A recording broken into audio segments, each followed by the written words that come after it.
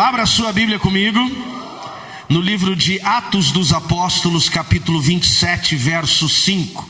Prosseguindo por mar aberto, passamos pelo litoral da Sicília e da Panfilha, chegando a Mirra, na província da Lícia.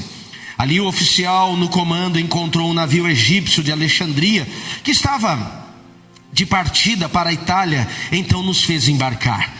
Navegamos vagarosamente por vários dias e depois com muita dificuldade, nos aproximamos de Quínido.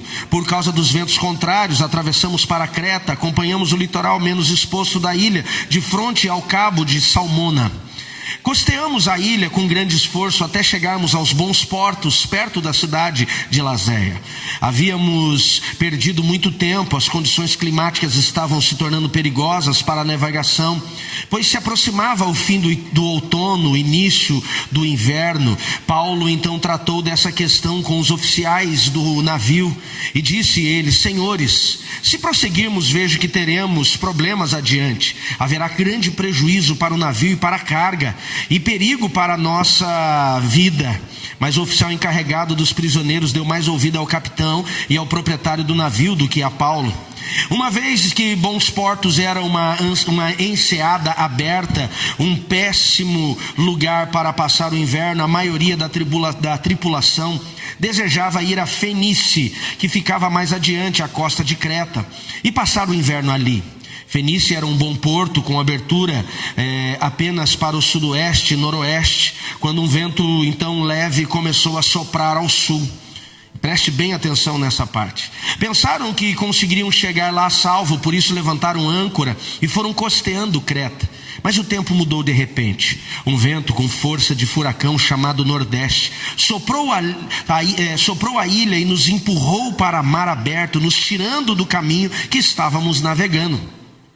Como os marinheiros não conseguiam manobrar o navio para ficar frente para o vento, desistiram e deixaram que fosse levado pela tempestade.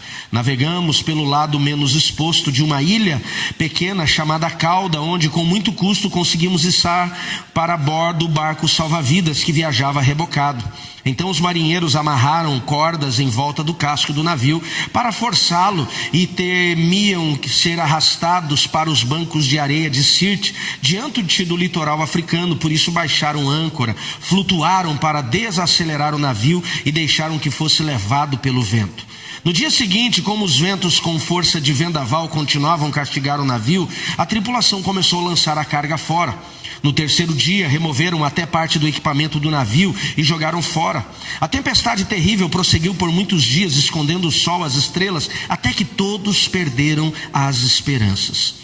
Fazia tempo que ninguém comia. Então, enfim, Paulo se levantou e reuniu a tripulação e disse: deveriam ter me ouvido no princípio e não deixado Bons Portos. Teriam evitado todo o prejuízo e esta perda. Como muitas esposas disse, Paulo declarou: eu te avisei. Mas tenham bom ânimo, o navio afundará, mas nenhum de vocês perderá a vida, pois ontem à noite um anjo de Deus a quem pertenço e sirvo se pôs ao meu lado e disse: não tenha medo, Paulo, é preciso que você compareça diante de César, e Deus em sua bondade concedeu proteção a você e a todos que navegam com você. Portanto, tenham bom ânimo, creiam em Deus e tudo ocorrerá exatamente como Ele disse. O tema dessa mensagem é: como reagir em momentos de crise? Como reagir em momentos de crise? Todos nós, em algum momento, vamos enfrentar crises. Uma definição simples da palavra crise, Rafael, é um momento difícil, decisivo ou crítico, em que algo foge do controle normal. Então a crise normalmente, Lucas, é algo que nós não estamos acostumados, Wilsinho, mas infelizmente todos nós vamos enfrentá-las. A crise, ela vem como esse episódio que que Lucas narra da viagem de Paulo indo para Roma, onde o navio que ele e os 276 prisioneiros foram castigados, pastor Anderson, ao nível de pensarem que iriam morrer. A crise, ela é uma interrupção de uma rotina ou uma instabilidade que enfrentamos, é um desafio que ameaça as nossas vidas ou o nosso futuro, que exige muitas vezes uma decisão, ou talvez até uma mudança, ou ainda uma adaptação rápida. Muitas vezes a crise, ela vem acompanhada de medo, insegurança e dor, como nós vemos na história. A questão não é explicar para você o que é uma crise, porque, Kleber, todos nós sabemos quando estamos enfrentando uma crise e ficamos preocupados. A questão é qual a resposta nós daremos nas crises que nós enfrentamos. E a palavra desta noite, Gabriel, ela tem o propósito de, em primeiro lugar, alimentar, instruir, conduzir, Lu, aqueles que hoje estão enfrentando crises, como responder a elas. E também preparar para que nós possamos aconselhar pessoas que vamos encontrar no meio da jornada que também enfrentam crises. Ou talvez nos preparar para as crises que estão chegando. Porque crise é como, pastor Cláudio, esse episódio onde eles não esperavam que a tempestade viesse. O inverno chegou, as noites eram geladas, mas eles não esperavam que viesse uma tempestade neste nível para castigá-los. Mas de repente ela chegou. A crise é exatamente isso, é algo de repente. Do grego Erickson, a palavra crise vem exatamente de crises, com K. E a definição principal é um ponto de mudança. É como no grego uma forma de explicar uma encruzilhada, que é necessário uma escolha, é necessário uma decisão. Porque uma decisão errada na crise, ela pode nos levar para o olho do furacão. E se você está enfrentando algum tipo de crise hoje, a palavra de Deus ela tem o objetivo de responder e preparar-nos para aquilo que Deus tem em fazer em nossas vidas. As crises podem ser pessoais, emocionais, como doenças mentais, como crise de identidade, crise de valores. As crises podem ser espirituais, a dúvida da fé, das nossas crenças, o sentimento de distância, o abandono de Deus, conflito dos nossos valores espirituais. Crise pode ser familiar, conflitos conjugais, divórcio, separação, problemas na criação dos filhos, doença, morte. As crises podem ser financeiras, e num tempo de recessão, essas talvez são as que mais nos visitam: perda de emprego, de renda, endividamento, falência, mudanças econômicas. Enfrentam crises profissionais, a insatisfação com o trabalho, a mudança forçada de uma carreira, o desemprego. Ainda podem ser relacionais, com conflitos interpessoais, traições, perda de confiança em alguém, isolamento social. As crises de saúde, ponto principal qual é o propósito da crise que você está enfrentando hoje e como vencê-la. Existem situações de crise que nós enfrentamos, Michele, que Deus usa para nos colocar no caminho dele, no caminho certo. Existem crises que nós enfrentamos, Íria, que tem um propósito de nos capacitar e nos preparar. Ela pode ser uma oportunidade para nós revermos os nossos valores, ou seja, teríamos muitos propósitos. A pergunta é, se você tem enfrentado crises hoje, você já parou para perguntar para Deus o porquê você está enfrentando essa crise? Quando voltamos à história de Paulo, ele estava preso em Jerusalém. Ele já tinha sido profetizado que ele seria preso, ele se permite ser preso. Ficam sabendo que Paulo seria morto, os judeus fazem um voto de jejum, dizendo que não comeriam e não beberiam até matar Paulo, Patrícia. Então seu sobrinho leva essa informação para o comandante romano, ele manda essa informação a Cesareia, que tinha um comando maior. E Cesareia, os romanos mandam 400 soldados para trazerem Paulo para Cesareia, porque ali seria mais seguro, o quartel era mais seguro, a prisão era mais segura. Então Paulo fica 2 anos em Cesareia. Depois de 2 anos, Paulo, cansado daquela prisão e não podendo chegar no objetivo dele, que era Roma, pois assim Deus tinha declarado que ele iria pregar a César em Roma, ele manda chamar o governador romano que estava em Cesareia. E quando o governador chega, ele pede, como um cidadão romano, ele diz: eu tenho o direito de me defender daquilo que vocês estão me acusando, e não apenas ficar preso, e eu quero me defender diante de César, me levem a Roma. A cidadania romana dele dava este direito. Então o comandante, o governador melhor dizendo, libera Paulo para ser transferido a milhares de quilômetros de Cesareia. E aí começa então a jornada de Paulo, com viagens de um navio menor até ele passar para um navio maior. E nesta viagem A Bíblia diz que quando ele chega em bons portos, ele decide aconselhar, porque já tinha 3 viagens missionárias, 2 delas ele fez de navio. Ele chega para o comandante e para o centurião que estava cuidando, que estava preservando eles na viagem. Davi, ele diz: gente, não é bom a gente continuar por esse caminho, não. Vamos esperar o inverno passar, porque esse inverno vai castigar. Conheça essas águas e nós vamos sofrer. O comandante do navio e o dono do navio dizem: não, vamos continuar, o inverno aqui é ruim, nós vamos para frente, vamos para a cidade de Felícia, ali vai ser mais calmo, e lá nós passamos o inverno. Não ouvindo Paulo, vemos no texto que a viagem continua e no meio da viagem vem uma tempestade. Ou seja, chega uma crise. O que fazer no momento da crise? A primeira lição que essa história de Paulo me ensina e vai nos ensinar é que muitas das crises que nós enfrentamos, elas vão ter um propósito, Erickson, de nos tirar do caminho, da jornada, da direção que nós estamos trilhando. Pare a avaliar comigo, seja uma crise conjugal, seja uma crise financeira, seja uma crise profissional, seja uma crise emocional, seja uma crise de saúde. Uma das principais respostas que nós damos, Moacir, quando enfrentamos a crise, é a resposta de muitas vezes parar. Nós paramos. Quantos param a sua relação com Deus, seus devocionais, seu tempo de oração? Ficam tão abalados, Orlando, com a crise, que eles não conseguem continuar a jornada. Se você puder, volta comigo no texto, no verso 14. É Atos dos Apóstolos, capítulo 27, verso 14. Diz assim: mas o tempo mudou de repente. O vento com força de furacão chamado Nordeste soprou aquela ilha e nos empurrou para mar aberto. Como os marinheiros não conseguiram manobrar para ficar de frente para o vento, desistiram e deixaram que fosse levado pela tempestade. Quando a crise chegou para eles, a tempestade chegou, eles não conseguiram continuar o trajeto da jornada que era até Roma, ou pelo menos o mais curto, que era, Ana, até Felícia. Quantos de nós no meio da crise perdemos o norte? Quantos de nós no meio da crise perdemos a direção? Quantos de nós no meio da crise ficamos sem saber para onde ir?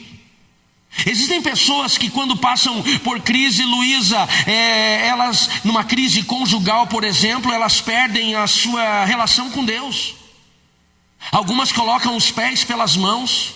Outras pessoas enfrentam crises, por exemplo, financeira, e elas se perdem dentro da sua fé, dentro da sua confiança, a sua dependência de Deus. Se perdem nos jogos de azar, na mão do agiota, nos empréstimos com juros altos. Param de confiar. A crise, ela tem esse poder de nos abalar e acabar comprometendo exatamente a nossa jornada. Você já parou para avaliar? Será que a crise que algumas pessoas possam estar enfrentando hoje não estão tirando você exatamente do caminho que você estava? Por mais que Deus venha usar a crise ela não vem de Deus, Ele usa, mas a crise ela vem das nossas respostas erradas, nesse caso das escolhas que não deveriam ter sido feitas. Se aquele comandante tivesse ficado em bons portos, a palavra já diz, bons portos, já era um sinal, já era para trazer paz. Mas eles não ouviram, e eles se perderam, eles saíram totalmente do caminho. A primeira lição que eu aprendo quando estamos, Michele, enfrentando crise: pare e preste atenção para onde Deus estava te levando e não saia da sua jornada. Quem está entendendo, diga amém. Talvez tem pessoas hoje enfrentando crise. Hoje você está enfrentando situações desconfortáveis. Pare, no meio da sua crise, não tome decisões equivocadas, não perca o seu controle. É hora de você parar e olhar e dizer: para onde eu estou indo? Não vou deixar essa crise me tirar deste lugar. Pastor, mas a Bíblia diz que Paulo, ele e os marinheiros, eles não tiveram como, o vento os separou. Mas quando você está em Deus, lembre-se, Deus tem o controle de todas as coisas. Você pode dizer um amém por isso? Quantas pessoas tomam decisões no calor das suas emoções que vão trazer resultados negativos para o resto da sua vida? Não tome decisões passageiras, decisões contínuas em crises passageiras. As crises, elas chegam e você precisa estar sabendo para onde você vai. Pelo contrário, Olívia, na hora da crise que nós precisamos voltar para o mapa da nossa vida, pastor Leandro, colocar um ponto para onde estamos e dizer: este é o meu caminho e daqui eu não vou sair. Quando você para ouvir Deus, você vai lembrar exatamente qual é o lugar, Kelly, que Deus está nos levando. Paulo tinha um destino, sim ou não? Ele tinha, era Roma. Aqueles homens que se perderam infelizmente no destino, porque a crise, eles deixaram a crise tirá-los do lugar, tirá-los do caminho. Não se perca, não perca o seu controle, não saia daquela rota que Deus colocou você. A crise, ela pode nos ensinar muitas coisas, porém na crise nós podemos perder a nossa fé, nós podemos perder a nossa atenção, nós podemos perder talvez até a nossa santidade. Não deixe a crise fazer com que você se perca. Não deixe com que a crise tire você do lugar onde Deus quer te levar. Eu acho tão interessante, Karen, nessa história, que a crise foi tão intensa para eles, que aqueles homens desesperados, pensando em aliviar o peso do navio, eles começaram a jogar a carga fora. Não vendo respostas, Márcio, eles jogaram até os equipamentos do navio, o leme, eles jogaram os remos de emergência, as velas, o mastro, tudo foi jogado no mar. Por quê? Porque eles não conseguiram se alinhar, e a crise fez eles perderem. Tem gente que na crise começa a perder dinheiro, se perde o seu controle financeiro. Não. Olhe para onde você está e diga: eu sei para onde Deus está me levando. Quem está entendendo, diga amém. Talvez agora alguém nesse acabou de pensar: pastor, tá bom, e eu que já perdi, como é que faz? Eu já entrei na crise e já estou enfrentando perdas. É hora de se voltar para o lugar aonde Deus tem a mostrar a você a resposta e a direção dele. Você pode dizer amém por isso? Segunda lição que eu aprendo com essa história: na crise podemos chegar ao ponto não só da perda das coisas materiais ou da nossa jornada, do nosso caminho, Erickson, mas nós podemos perder até a nossa esperança. Olha o que diz o verso 20: a tempestade terrível prosseguiu por muitos dias, escondendo o sol e as estrelas, até que todos perdemos todas as esperanças. Todas as esperanças. Fazia muito tempo que ninguém comia. Por fim, Paulo então se levantou. Tem situações que nós enfrentamos, que nós vamos passar por perdas, sim. Vamos passar por dificuldades, sim. Vamos passar por baixas, sim. Vamos passar por prejuízo, sim. Mas Paulo, quando se levanta, ele diz para aqueles homens: tenham bom ânimo, não percam a sua esperança. Eu quero ser hoje profeta de Deus na vida de algumas pessoas aqui. Tenha bom ânimo, não perca a sua esperança. Mas pastor, você não sabe como é que está a crise no meu casamento. Fica firme. Pastor, você não sabe como é que está a crise na minha empresa. Fica firme. Paulo lhe responde para eles assim. Eu acho maravilhosa a forma que Paulo diz. Ele diz: senhores, deveriam ter me dado ouvido no princípio. Eu avisei. Ele não deixou de tirar uma casquinha. Ele não deixou. Ele falou: eu avisei, vocês deveriam ter me ouvido.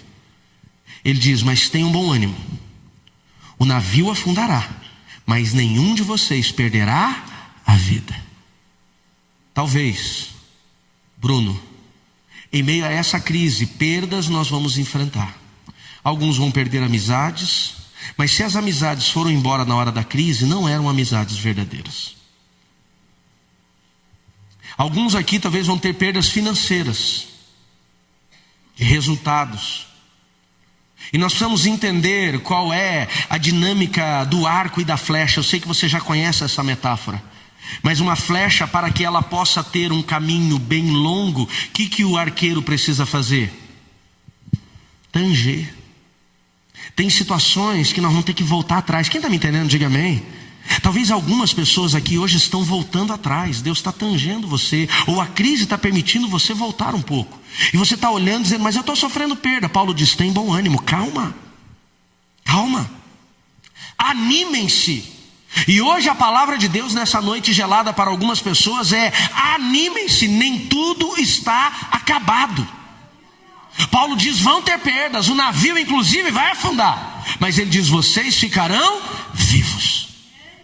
E se nós vamos adiantar o final dessa história, de fato o navio afundou, eles não morreram. Os 276 passageiros, eles foram salvos, foram levados para uma ilha chamada Ilha de Malta. E estes homens não tiveram apenas a sua vida, Emílio, preservada, como tiveram uma das maiores experiências com o sobrenatural de suas vidas.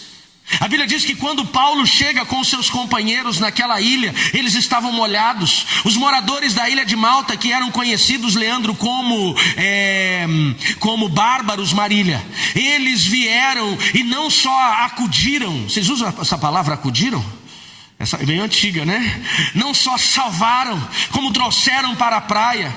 Juntaram os homens que estavam presos, juntaram os soldados, juntaram os marinheiros, fizeram uma fogueira. Paulo, inclusive, muito solícito, revelando o Filipe a sua servidão, ele ajuda a pegar alguns gravetos, o Wilsinho. E quando Paulo está trazendo um pouco de graveto para essa fogueira, uma víbora que estava em meio àquelas madeiras pica Paulo. Todo mundo olha e fala assim: vai morrer. Não morreu pelo mar, não morreu pela tempestade, não morreu no naufrágio, é porque é mau, ele vai morrer.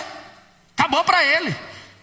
Mas Paulo não inchou, Paulo não teve febre, Paulo não sentiu dores. E aqueles homens que estavam condenando Paulo, quando viram que ele não morreu, disseram: ele só pode ser um Deus, tem algo diferente nele. Eles começaram a ter experiências ali com Paulo. Tem coisas que eu e você só vamos conhecer o sobrenatural de Deus. Onde? Quando passamos por crise. Porque quando está tudo bem é mais difícil da gente entender os milagres. Talvez tem situações que eu e você provocamos, como aquele dono do barco e aquele comandante provocaram. Mas Deus pode usar isso para revelar o milagre. Deus pode usar isso para revelar o favor. Deus pode usar isso para revelar experiências sobrenaturais. Você pode dizer amém por isso? Não acaba nesse episódio. A Bíblia diz que aqueles homens ficaram tão impactados com Paulo não morrer. O líder daqueles bárbaros, o chefe, o prefeito daquela ilha, ele leva então Paulo até a sua casa, onde o seu pai estava muito doente, Marquinhos. E Paulo ora a Deus, e aquele homem é curado. E não só os marinheiros, não só os soldados, não só os prisioneiros, mas toda aquela ilha é impactada com o evangelho de Cristo. Lucas, ele não escreve isso com muita clareza, mas alguns teólogos dizem que muitos daquele navio que sobreviveram, porque Paulo trouxe uma palavra, e é a terceira lição que eu quero voltar com vocês ainda na história, trouxe uma palavra para eles. Muitos se converteram, e quando chegaram em seu destino, trouxeram esse evangelho para a sua família, e a família deles converteram. Então, quando nós passamos por situações de crise, focados, quando passamos na situação de crise, dependendo de Deus, Davi, lá na frente nós vamos ver os resultados sobrenaturais de Deus. Pastor, eu não queria passar por crise, eu também não queria que você passasse por crise. Mas se você está passando por crise hoje, se você tem passado por situações desconfortáveis hoje, é hora de você descansar e deixar Deus revelar o milagre dele na sua vida. Diga amém. Deixa ele gerar. O sobrenatural vai acontecer quando nós estamos dispostos a viver o sobrenatural. O problema é que às vezes nós estamos tão focados naquilo que nós queremos, obstinados naquilo que nós tentamos fazer, que nós não conseguimos prestar atenção no milagre. E por mais que a crise possa nos tirar da rota, Deus, ele se revela a nós, amém, queridos? Eles tiveram perdas? Tiveram. Perderam a bagagem? Perderam a cevada, o trigo? Perderam o equipamento? Perderam. O dono do navio perdeu o navio, mas ele ficou vivo. E eu acredito que depois de toda essa experiência, o que ele entendeu, conheceu e aprendeu de Deus, valeu a pena tudo aquilo que ele enfrentou. Mas a palavra de Deus hoje para nós é: tenham bom ânimo. Ele diz: o navio vai se perder, mas nada vai acontecer com vocês. No final tudo vai dar certo. Diga: se anime. Diz isso para a sua alma, diga: se anime. Diga: no final tudo vai dar certo. Você pode dar uma glória a Deus por isso? Vai dar certo. Vai dar certo. Essa palavra vem ser resposta para alguns de nós. A crise não vem para nos destruir. Não vem. Mas vem para nos revelar o Senhor. Amém, queridos? E a terceira e última lição que eu aprendo com essa passagem. Vai comigo no verso 23. Paulo então se levantou. E no momento da crise, essa é uma das principais lições que nós precisamos ter. Não ficarmos prostrados, não ficarmos desanimados. É hora de nos levantarmos, amém, queridos? Tem situações que você está enfrentando ataques malignos, você está enfrentando crise, você está enfrentando desconforto, você tem enfrentado situações que podem estar roubando a sua paz. Você vai escolher uma de duas respostas: ou continuar prostrado, como a Bíblia diz que aqueles homens perderam a esperança, ou você pode se levantar. 276 estavam ali, apenas um se levantou. E aquele que se levantou entrou como prisioneiro pela manhã. Mas depois de 14, no primeiro dia da viagem, mas depois de 14 dias, agora ele tem uma voz profética. Ele era apenas um prisioneiro. Ele era apenas um judeu com uma cidadania romana. Ele era apenas um homem desacreditado, Jefferson, porque quando Sérgio, aquele prisioneiro com cidadania romana, confronta o comandante, o dono do navio, dizendo: não, vamos sair daqui, ninguém lhe deu ouvido, porque ele era só um prisioneiro. Mas depois de 14 dias, onde todos estavam desanimados, Paulo se levantou como um profeta. Eu ouvi algo algum tempo atrás e isso me marcou. Ele diz: quando você está num vale de ossos secos, ou você é o profeta ou você é o osso. Uau! O osso até vive o milagre, sim ou não? Mas é melhor ser profeta. Você tem que entender quem você vai ser. Paulo se levanta.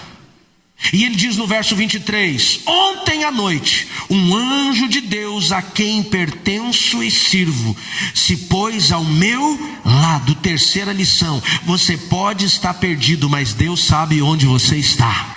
Gente, o marinheiro mais experiente do barco não sabia onde eles estavam. Eles jogaram tudo fora. Não tinha direção nenhuma, não tinha lua, não tinha sol, não tinham estrelas para eles poderem se encontrar. Eles estavam perdidos, nem eles sabiam onde eles estavam naquele mar. Eles, depois de escrito a carta, o livro de Atos, eles estavam sendo levados para o mar da África, mas estavam perdidos. Imagina, noites, 14 dias e 14 noites, sem ver sol, sem ver lua, sem ver estrela. Eles estavam sem esperança, desesperados. Não eram apenas os seus familiares que não sabiam onde eles estavam. Não eram apenas os comandantes dos soldados que não sabiam onde eles estavam. Nem eles sabiam, nem Paulo sabia, mas Deus sabia. E Deus não só sabia onde eles estavam, como a Bíblia diz que Deus mandou o seu anjo exatamente no lugar que eles estavam. E Paulo diz: ontem à noite, um anjo se pôs ao meu lado. Deus não perdeu o controle e Ele não perdeu você.